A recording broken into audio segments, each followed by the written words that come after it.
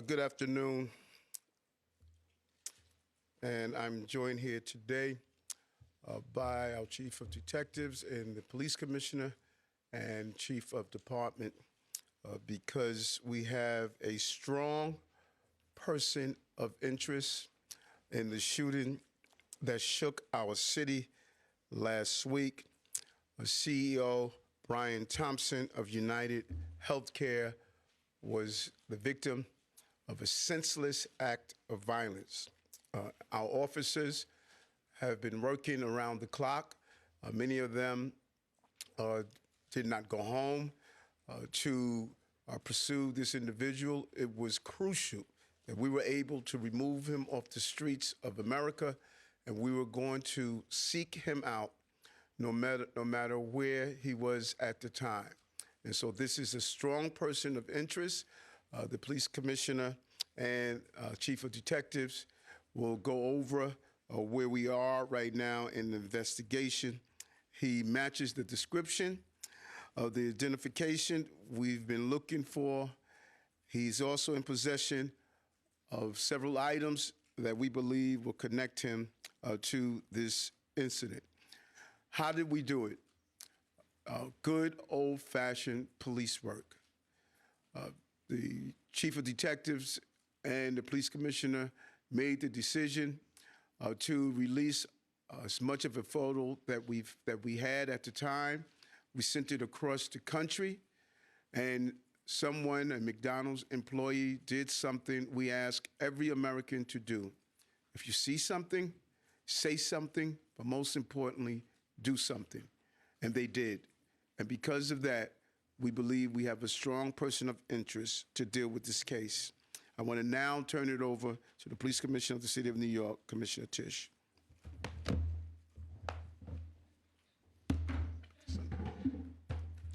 Thank you, Mayor. Good afternoon, everyone. Earlier this morning in Altoona, Pennsylvania, members of the Altoona Police Department arrested Luigi Mangione, a 26-year-old male, on firearms charges. At this time, he is believed to be our person of interest in the brazen targeted murder of Brian Thompson, CEO of UnitedHealthcare, last Wednesday in Midtown Manhattan. The suspect was in a McDonald's and was recognized by an employee who then called local police. Responding officers questioned the suspect, who was acting suspiciously and was carrying multiple fraudulent IDs as well as a U.S. passport. Upon further investigation, officers recovered a firearm on his person as well as a suppressor, both consistent with the weapon used in the murder. They also recovered clothing, including a mask consistent with those worn by our wanted individual. Also recovered was a fraudulent New Jersey ID, matching the ID our suspect used to check into his New York City hostel before the shooting incident. Additionally, officers recovered a handwritten document that speaks to both his motivation and mindset. NYPD detectives are en route to Pennsylvania as we seek to interview the subject further. This apprehension is thanks to the tireless work of the greatest detectives in the world, and of course, the strong relationships we have with our local law enforcement partners. On every level, local, state, and federal, we all serve the same public safety mission. And this case, which captured the attention of an entire nation, is another example of how connected we are and how important it is to work together, share information, and pursue every lead.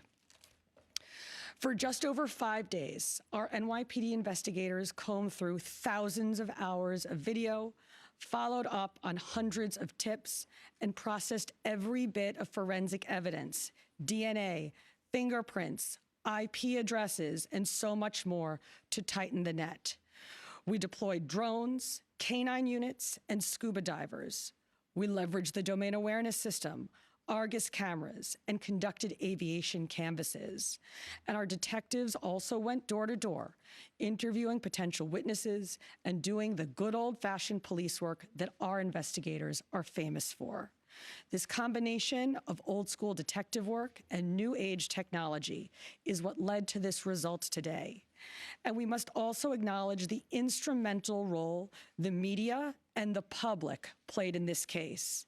The images that we shared with the public were spread far and wide, and the tips we received led to the recovery of crucial evidence. We should never underestimate the power of the public to be our eyes and our ears in these investigations. This is the third time in 3 weeks that a member of the public has seen something and said something and done something that led to a high-profile arrest. The triple stabbing homicide in Manhattan, the gunpoint robberies in Queens during which an NYPD officer was shot, and now this. Now, the case will continue through the criminal justice process, and while we are proud of today's accomplishment, we must, of course, remember that a family is in mourning. I want to again extend my sympathies to Brian's family, his co-workers, and all who knew him.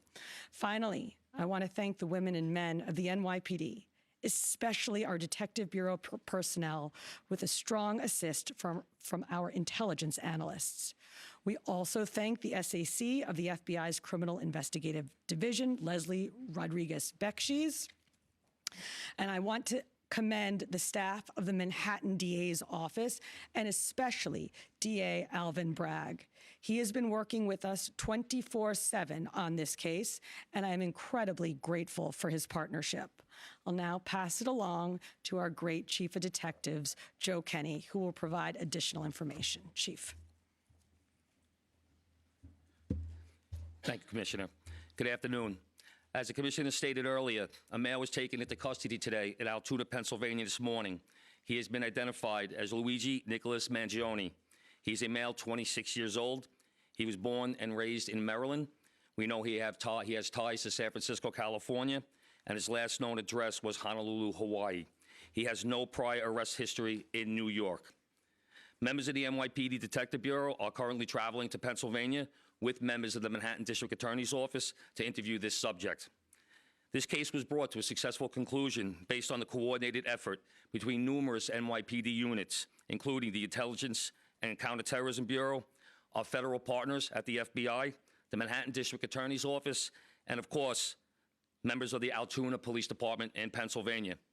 On Thursday, one day after this crime was committed, the NYPD released a photo of the shooter in this case. This picture was obtained by the NYPD during one of their extensive video canvasses. We took that photograph and we asked for the public's help in identifying this subject, and the public responded. Hundreds of tips began to pour into our hotline. Each tip was investigated thoroughly, and we began to release additional photographs as they came into our possession. The NYPD provided these photos to numerous media outlets. Local, national, and international outlets released the photo via television, print, social media, and online content. Luckily, a citizen in Pennsylvania recognized our subject and called local law enforcement. Members of the Altoona Police Department responded to the call, and based on their investigation, they notified the NYPD. This investigation is still active and ongoing. Thank you very much. We're going to take questions on shooting first, and then we'll... Mark? I had a couple questions about the document that he was found in possession with. Can you go a little bit more in depth about those motivations that you mentioned?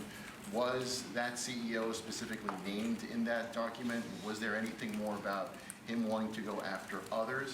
And also in that document, was there any indication that explains us how the level of detail that he went into killing him? Like, is there anything? Like I said, that document is currently in the possession of the Altoona Police Department as part of their investigation. But just from briefly speaking with them, we don't think that there's any specific threats to other people mentioned in that document.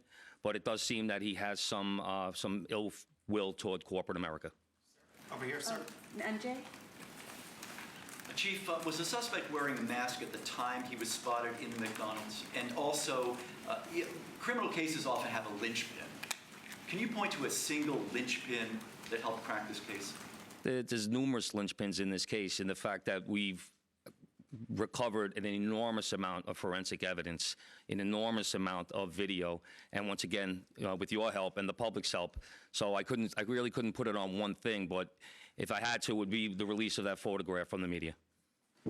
Dean? What you said he had a passport on him. Do you believe he was trying to flee the country? And also, are you still looking for any evidence in Central Park in regards to the bike?